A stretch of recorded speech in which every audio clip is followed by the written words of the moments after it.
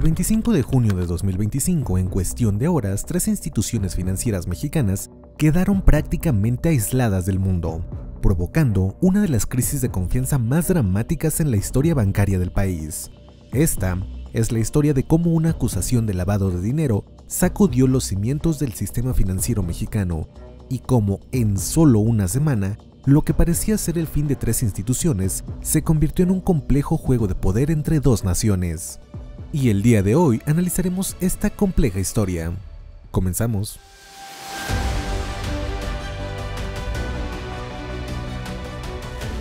Pero comencemos por el principio. Cibanco no siempre fue un banco. En 1983 nació como Consultoría Internacional, una casa de cambio que durante décadas operó en el mercado de divisas mexicano. 25 años después, en 2008, dio el salto para convertirse en institución bancaria, posicionándose rápidamente entre los 10 principales bancos del país en negocios fiduciarios y crédito automotriz. Por su parte, Intercam siguió un camino similar. Fundada por Eduardo García Lecuona, esta institución manejaba activos por $4,000 millones. Vector Casa de Bolsa, la tercera en discordia, era aún más grande. Administraba casi $11,000 millones en activos y tenía como dueño a Alfonso Romo Garza, quien, curiosamente, había sido jefe de gabinete del expresidente López Obrador. 3 instituciones aparentemente sólidas, con décadas de operación, miles de clientes y una reputación construida con años de trabajo. Todo eso se derrumbaría en cuestión de horas. El martes 25 de junio, el Departamento del Tesoro de Estados Unidos lanzó una bomba. A través de su red de control de delitos financieros conocida como FinCEN, emitió órdenes sin precedentes contra 3 instituciones mexicanas. La acusación era devastadora: facilitar el lavado de dinero para los cárteles mexicanos y ayuda en la compra de precursores químicos para producir fentanilo. Pero aquí viene un detalle relevante que recién salió a la luz. Ese mismo día, el 25 de junio, la Comisión Nacional Bancaria y de Valores de México impuso multas millonarias a las 3 instituciones. No fue una coincidencia. El regulador mexicano aplicó 42 sanciones relacionadas con deficiencias en prevención de lavado de dinero, acumulando multas por $185 millones. Las infracciones sancionadas databan de entre 2021 y 2024. Intercam había omitido contar con sistemas automatizados para conservar registros de operaciones sospechosas. Cibanco falló en reportar operaciones relevantes a Hacienda.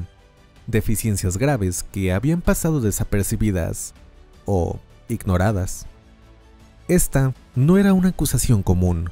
Por primera vez en la historia, Estados Unidos estaba aplicando la ley Fent of Fentanyl, aprobada apenas un año antes. Básicamente, era el equivalente financiero a una sentencia de muerte, al menos para cualquier banco cuyo mercado dependiera íntegramente de alguna economía ligada a la estadounidense, como claramente lo es la mexicana. Las instituciones estadounidenses tendrían prohibido realizar cualquier tipo de transferencia con estos bancos mexicanos. Las acusaciones eran específicas. Según el Tesoro estadounidense, ejecutivos de Intercam se habían reunido directamente con miembros del cártel Jalisco Nueva Generación a finales de 2022 para discutir esquemas de lavado. En el caso de Cibanco, un empleado probablemente facilitó la creación de una cuenta para blanquear $10 millones del cártel del Golfo. Vector, por su parte, había participado en transacciones relacionadas con sobornos pagados por el cártel de Sinaloa a Genaro García Luna, exfuncionario de seguridad sentenciado a 38 años de prisión. Aunque no deja de ser relevante lo que las instituciones han hecho notar al público general, y es que la mayoría de acusaciones van acompañadas del prefijo probablemente, y no son acusaciones directas. Además de que la mayoría de movimientos destacan por ser en realidad pequeños, considerando las ingentes cantidades de dinero sucio que se estima se transfieren entre ambos países. De las operaciones relevantes destacan, por ejemplo, que entre 2018 y 2024, una sola empresa china habría realizado más de 120 transferencias por $4 millones a través de Intercam, o aquellos en que presuntas mulas de dinero habrían movido millones entre Estados Unidos y México usando estas instituciones. La reacción fue inmediata y caótica. En menos de 24 horas, el pánico se apoderó del sistema financiero mexicano. Los teléfonos de contadores y asesores no paraban de sonar. Clientes preocupados querían saber qué pasaría con su dinero. Las mesas de operaciones entraron en crisis y otros bancos comenzaron a cortar lazos rápidamente con las instituciones señaladas. Pero no todos veían la crisis de la misma manera. El banco suizo UBS publicó un análisis que causó controversia. Según ellos, todo era ruido, no señal. Argumentaban que las tres instituciones representaban menos de 2% de los activos totales del sistema bancario mexicano. Los grandes bancos como BBVA, Santander y Banorte controlaban casi la mitad del mercado. El sistema, decían, permanecería estable. Y el mercado parecía darles la razón. El peso mexicano apenas se movió y los bonos mexicanos mantuvieron su valor. Pero en las calles, en las sucursales, la historia era muy diferente. El 26 de junio, apenas un día después del anuncio estadounidense, las autoridades mexicanas tomaron una medida drástica: intervención gerencial temporal. La Comisión Nacional Bancaria y de Valores sustituyó a los órganos administrativos de las tres instituciones. Ese mismo día, la comisión impuso más multas y el 30 de junio, 3 multas adicionales. En total, 52 sanciones en solo un mes, la mayor cantidad mensual desde 2017 para estos grupos financieros. Era como si las autoridades mexicanas quisieran demostrar que estaban actuando aunque fuera tarde. El daño ya estaba hecho. Las calificadoras de riesgo actuaron con velocidad fulminante. HR Ratings degradó a ambos bancos de grado inversión a prácticamente basura, dejándolos además un escalón por encima del incumplimiento total. Fitch y Standard & Poor's siguieron el mismo camino. Mientras tanto, en Palacio Nacional, la presidenta Claudia Sheinbaum enfrentaba la crisis con una mezcla de indignación y cautela. Si no hay pruebas, pues no puede haber de nuestra parte reconocimiento del lavado de dinero. Según ella, Estados Unidos solo había proporcionado información sobre transferencias entre empresas chinas y mexicanas legalmente constituidas, sin evidencia concreta de actividades ilícitas. Pero había una contradicción evidente. Si no había pruebas, ¿por qué las multas millonarias? Si todo estaba en orden, ¿por qué las deficiencias graves en sistemas antilavado? La presidenta mencionó que eran solo faltas administrativas, pero el timing era demasiado sospechoso. Las palabras de la presidenta no detuvieron la estampida. Visa fue una de las primeras en actuar, desconectando su plataforma para todas las transacciones internacionales con tarjetas de Cibanco. De un momento a otro, miles de mexicanos en el extranjero, incluyendo becarios del gobierno, se encontraron sin poder usar sus tarjetas. En las sucursales bancarias, clientes formados en largas filas intentaban retirar sus ahorros. Algunos lograban sacar solo una parte porque las sucursales se quedaban sin efectivo. Aunque este sector solo representa una pequeña parte de las operaciones de estas instituciones. El verdadero terremoto, sin embargo, estaba en el negocio fiduciario. Cibanco era el gigante de este sector en México, administrando miles de millones en fideicomisos. En cuestión de días comenzó un éxodo masivo. Fibraín y Terrafina fueron las primeras en cortar lazos. Fibra Macquarie convocó asambleas de emergencia. Incluso la plataforma de inversión Fintual pidió a sus clientes retirar sus fondos en 21 días. El efecto dominó era imparable. Cada día traían nuevos anuncios de empresas abandonando a Cibanco. Standard & Poor's Global Ratings terminó su contrato de calificación.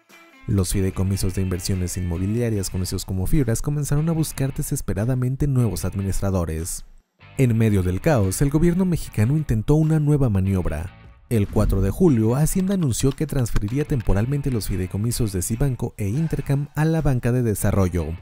Era un salvavidas para evitar el colapso total del mercado de fideicomisos. Pero, ¿sería suficiente? Los banqueros mexicanos intentaban mantener la calma. En una reunión privada que normalmente habría sido rutinaria, el ambiente era tenso. Emilio Romano, presidente de la Asociación de Bancos de México, trató de proyectar confianza, insistiendo en que el sistema bancario permanecía sólido. Detrás de las declaraciones optimistas, la realidad era diferente. Las tres instituciones habían perdido la mitad de sus ingresos de la noche a la mañana. Su negocio principal, la intermediación cambiaria, estaba prácticamente muerto. Sin acceso al sistema financiero estadounidense, su modelo de negocio era inviable. Entonces, cuando parecía que todo estaba perdido, llegó un respiro inesperado. El 10 de julio, FinCEN anunció una prórroga de 45 días. Las medidas que entrarían en vigor el 21 de julio se pospondrían hasta el 4 de septiembre. Estados Unidos reconocía los esfuerzos del gobierno mexicano y daba más tiempo para resolver la crisis. Los banqueros lo celebraron como un gran logro, pero los analistas eran más escépticos. El daño reputacional ya estaba hecho. La confianza, ese activo intangible pero fundamental en la banca, se había evaporado. La prórroga era solo un paliativo, no una cura. La ironía de la situación no pasaba desapercibida. Cibanco e Intercam habían nacido precisamente de las cenizas de las casas de cambio que colapsaron tras el escándalo de HSBC en 2012, cuando ese banco presuntamente permitió a los narcotraficantes lavar $881 millones. El gobierno mexicano las había empujado a convertirse en bancos, sujetos a regulaciones más estrictas. Y ahora, una década después, enfrentaban acusaciones similares. Las multas reveladas posteriormente contaban una historia preocupante. No eran infracciones menores, eran fallas sistémicas en los controles antilavado que se remontaban a años atrás. ¿Cómo es que nadie lo vio venir? ¿Dónde estaban los auditores, los reguladores, los sistemas de alerta temprana? Para los miles de clientes afectados, el futuro sigue siendo incierto. Los que tienen fideicomisos deben esperar meses para completar las transferencias a otras instituciones. Los ahorradores enfrentaban restricciones para retirar su dinero. Los usuarios de tarjetas en el extranjero quedaron varados sin acceso a sus fondos. Y las enseñanzas de esta historia todavía en desarrollo es, primero, que una acusación de Estados Unidos puede destruir en días lo que tomó décadas construir. Segundo, que el sistema financiero se ha convertido en el nuevo campo de batalla contra el narcotráfico.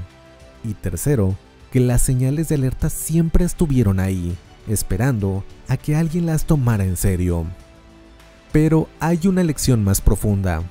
El lavado de dinero no es un juego de números en pantallas, es el combustible de la violencia que destroza familias. Mientras ejecutivos bancarios discutían esquemas financieros con narcotraficantes, madres buscaban a sus hijos desaparecidos en las calles de México. Cada transferencia sospechosa ignorada, cada auditoría superficial, significó más armas para los cárteles y más comunidades destrozadas. Y cuando explotó el escándalo, no fueron los ejecutivos quienes pagaron el precio, sino los ahorradores sin acceso a su dinero para emergencias médicas, los becarios varados en el extranjero, los pequeños inversionistas que vieron evaporarse sus ahorros. El lavado de dinero no es un crimen sin víctimas. Conecta los despachos corporativos con las fosas clandestinas. La verdadera tragedia es que todos lo sabían, pero el dinero siempre habló más fuerte que la conciencia. Esta crisis reveló que las faltas administrativas no son tecnicismos menores, son bombas de tiempo que, aún antes de explotar, destruyen la vida de millones de mexicanos inocentes. Y mientras el reloj avanza hacia el 4 de septiembre, las tres instituciones luchan por sobrevivir. Algunos expertos predicen que tendrán que venderse o fusionarse, otros creen que el gobierno mexicano encontrará la forma de mantenerlas a flote. Lo único seguro es que el sistema financiero mexicano necesita reformas. ¿Y tú qué opinas? Si te gustó o te sirvió el video, dale like o si lo prefieres, suscríbete. Subimos videos semanalmente. Hasta la próxima.